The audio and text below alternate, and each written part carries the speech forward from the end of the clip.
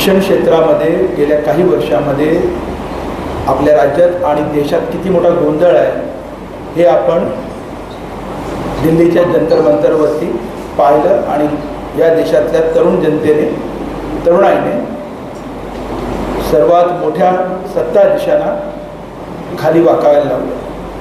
शिक्षण मंत्र्यांचा राजीनामा घेतला. नीट परीक्षेच्या निमित्ताने जो गोंधळ समोर आला आहे तो फक्त परीक्षेपुरता मर्यादित नाही. शिक्षणाचं जे प्रचंड खाजगीकरण झालेलं आहे आणि कंत्राटीकरण झालेलं आहे त्यातून निर्माण झालेला हा प्रश्न आहे अशी आमची धारणा आहे. तुमची असोत किंवा माझी मुलं असोत आपल्या खिशात 2 लाख ते 7 लाख रुपये नसतील तर आपण नीटचा कोचिंग क्लाससुद्धा लावू शकत नाही. ॲडमिशन फार दूरची गोष्ट. जे डॉक्टर इंजिनियर बनवायचं असेल तर प्रचंड खर्च करावा लागतो जो सामान्य माणसाच्या आवाक्याबाहेर गेलेला आहे आणि हे केवळ खाजगीकरणात झालेलं आहे. याची सुरुवात आधीच्या सरकारने केली असली तरी या सरकारने कळस गाठलेला आहे विद्यमान सरकारने आणि त्याच्यातून 2 गोष्टी झाल्या. एक पालकांचं आणि विद्यार्थ्यांचं अपरिमित शोषण आणि दुसरं शिक्षणाच्या खाजगीकरणाबरोबर कंत्राटीकरण आणलं. ते स्वाभाविक होतं आणि त्यातून शिक्षकांच्या अपरिमित शोषणाला मान्यता दिली. त्यामुळे शिक्षकांना आता पगार मिळत नाही, किरकोळ मानधन मिळतं. कंत्राटीकरणामुळे शिक्षण व्यवस्थेचा बोजवारा उडालेला आहे. आमची लढाई ही आहे की शिक्षणाचं खाजगीकरण बंद झालं पाहिजे. ते सगळ्यांना मोफत मिळालं पाहिजे. तुम्ही पाहिलं असेल जर्मनीचे जे ॲम्बॅसेडर होते भारताचे त्यांची बदली झाली. त्यांची काल मुलाखत एका मोठ्या वर्तमानपत्राने प्रसिद्ध केली आहे. त्यांनी म्हटलं की शिक्षण ही सरकारची जबाबदारी आहे असं जर्मनीचं सरकार मानतं आणि म्हणून उच्च शिक्षण पूर्णपणे मोफत आहे. आणि आपल्याला आश्चर्य वाटेल भारतातला एखादा विद्यार्थी त्यांच्या विद्यापीठात गेला तर त्याचं शिक्षणसुद्धा पूर्ण मोफत होतं. त्याला पैसे लागत नाहीत. फक्त राहण्याचे आणि खाण्याचे पैसे जेवणाचे लागतात. शिक्षणासाठी त्याला पैसे लागत नाही. हे जर ते करू शकतात तर आपल्या सरकारने का करू नये. आणि शिक्षणाचं जेव्हा खाजगीकरण होतं आणि शिक्षक व्यवस्थेचं म्हणजे अध्यापनाचं कंत्राटीकरण होतं तेव्हा त्याच्यातून सामाजिक न्याय नाकारला जातो. गरीब मुलांना, मध्यमवर्गीय पालकांना आणि लोअर मिडल क्लासना शिक्षणाचे दरवाजे बंद होतात. मिडल क्लास कर्ज काढतो, कर्जात बुडतो. गरीब माणूस कर्जही काढू शकत नाही आणि अडचणीत सापडतो. तर हे जे झालेलं आहे ते दुरुस्त करणे आमची मागणी आहे. शिक्षक एका मोठ्या संख्येने उतरले त्याचं कारण आहे कारण या धोरणाचे सगळ्यात पहिले बळी ते आहे. त्यांचं पेन्शन बंद झालं, त्यांचा पगार बंद झाला, विनावधान आलं, त्यांचं कंत्राटीकरणामुळे मानधन आलं वेतनाच्या जागी. त्यामुळे शिक्षकही फार मोठ्या चिंतेत आहे. आणि या सगळ्या प्रश्नांबाबत मी गेल्या 2 वर्षात पाहिलं असेल. मी 2 वर्षापूर्वी रिटायर झालो. मी निवडणूक लढलो नाही. माझी अशी धारणा होती जी आमच्या संघटनेची होती की शिक्षकाला निवृत्तीचं वय 58व्या वर्षी तो रिटायर होतो. सगळेच रिटायर होतात. मी ठरवलं, मला तर 3 टर्म दिल्या शिक्षकांनी, बेलसरे सर आणि या सगळ्या लोकांनी. तर मी असं ठरवलं आणि जाहीर केलं होतं की माझीसुद्धा निवृत्तीची वेळ येईल. मला तर 60 झाली. तर म्हटलं मी जाहीर करतो आणि मी रिटायर झालो. दुसऱ्याला संधी देण्याचा प्रयत्न आपण केला. तर ही भूमिका नैतिक सैद्धांतिक भूमिका शिक्षक भारतीची असल्यामुळे आम्ही बाजूला झालो. पण आज मी पाहतोय की मागच्या 2 वर्षामध्ये एकही आवाज, 7 शिक्षक आमदार आहेत आणि 7 ग्रॅज्युएट MLCs आहेत. एकही आवाज खाजगीकरण, कंत्राटीकरण या 2 मुद्द्यांवर आलेला नाही. जंतर मंतरवरती मुलं जमतात तेव्हा मग यांना जाग येते. पण शिक्षण मंत्र्यांच्या राजीनाम्याच्या पलीकडे आणि सहानुभूतीच्या पलीकडे कोणी त्याच्यावर आवाज उठवत नाही. याची खंत आहे.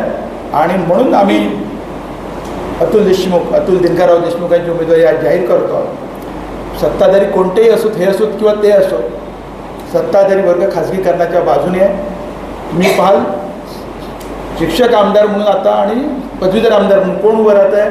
मोठमोठे संस्था चालक ज्यांच्या कॉलेजची फी कमीत कमी 5 लाख ते 5 कोटी आहे. म्हणजे जर MD व्हायचं असेल, MBBS आणि पुढे MD तर किती फी आहे तुम्ही विचार करा. 2 कोटी तर आधीच घेतात, बाकीचे खर्च वेगळे. ही जी तफावत आहे हेच लोक आता पैशाच्या जोरावर या क्षेत्रात येऊ मागत आहेत.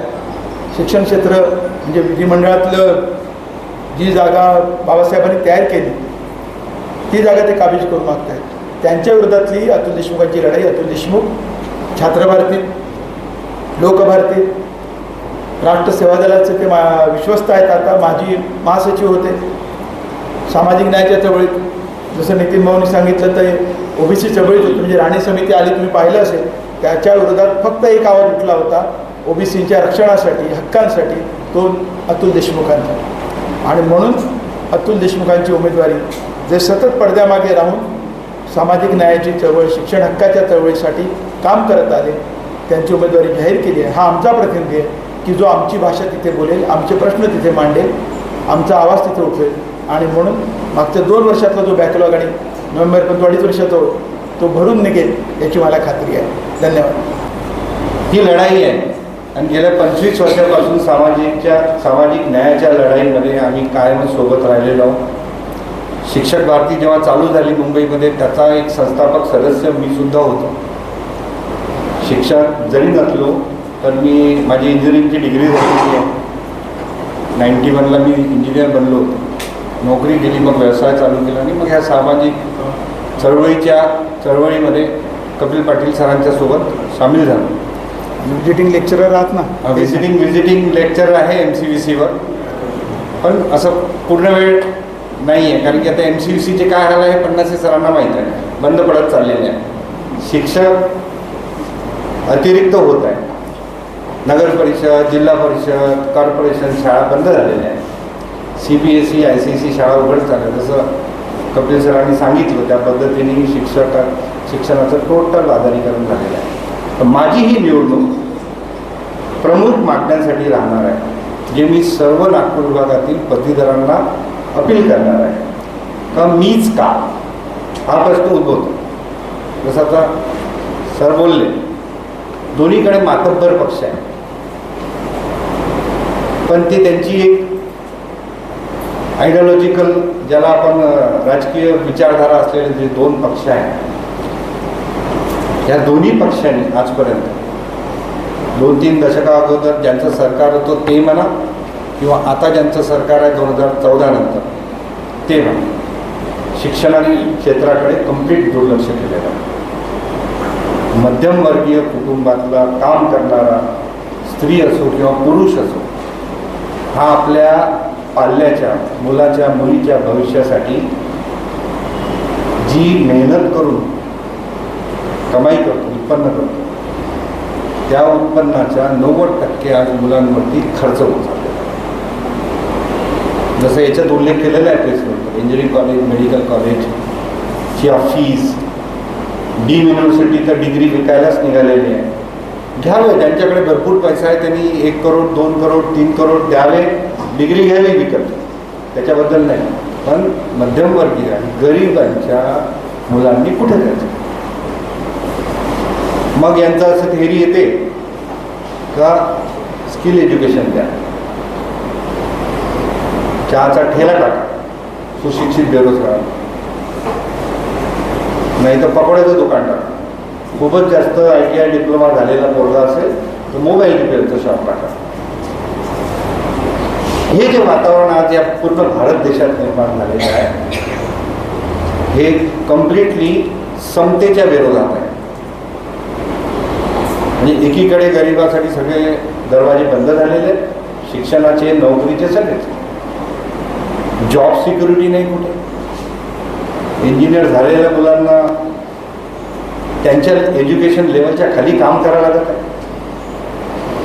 हे महाराष्ट्रातच नव्हे तर संपूर्ण देशात हे जे वातावरण झालं, या वातावरणाच्या विरोधातली माझी उमेदवारी आहे.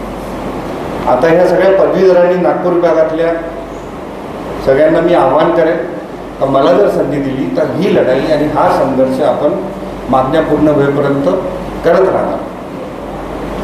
कारण की आपण बघितलं की गेल्या या 18-20 वर्षामध्ये शाळा, कॉलेज खाजगीकरण ज्या पद्धतीने झालेलं आहे, जो त्यांच्याकडे भरपूर प्रमाणात पैसा झालेला आहे निर्माण, तेच लोक आज निवडणूक लढायची हिंमत दाखवत आहेत किंवा तेच लोक निवडणूक लढत आहेत. आपणही त्यांना निवडून देतो. या दोन्ही शक्तीच्या विरोधात पर्याय सामाजिक न्यायाची भूमिका घेऊन माझी उमेदवारी हा नवा पर्याय राहणार आहे.